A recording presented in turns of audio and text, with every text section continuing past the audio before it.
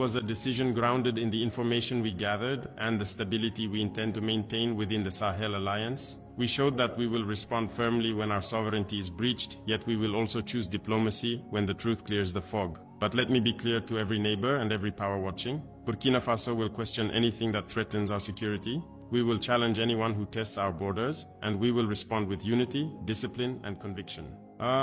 Because this incident was only the beginning of a larger game unfolding around us, and I intend to expose that game piece by piece.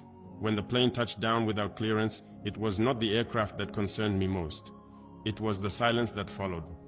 In West Africa, silence is rarely accidental. It usually signals hesitation, confusion, or an attempt to hide intent. For several hours, neither Abuja nor ECOWAS provided a clear explanation for the presence of their troops on Burkinabe soil. That silence told me something was unfolding behind closed doors, and it was my responsibility to understand what.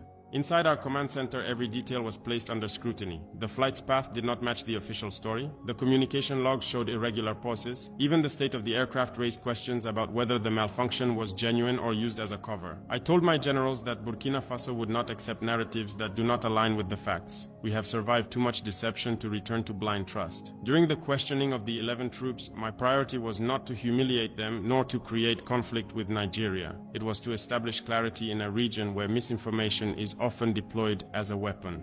The soldiers appeared disciplined, but unsure of how much they were permitted to reveal. That alone signaled that the mission carried layers beyond what was shared publicly. I will not disclose every detail of what was learned, not because I fear consequences, but because national security demands discretion. Yet I can say this: there were elements that did not align with a simple emergency landing, and that knowledge shaped how we responded. Our decision to release the troops came after 3 strategic considerations. First, escalating the situation would have opened the door for ECOWAS actors who are waiting for any excuse to paint Burkina Faso as unstable. Second, the Sahel Alliance values predictable cooperation within the region, even when tension arises. Third, we had already achieved what mattered most.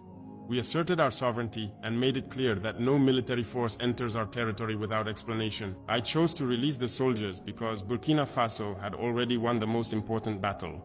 We demonstrated discipline, intelligence,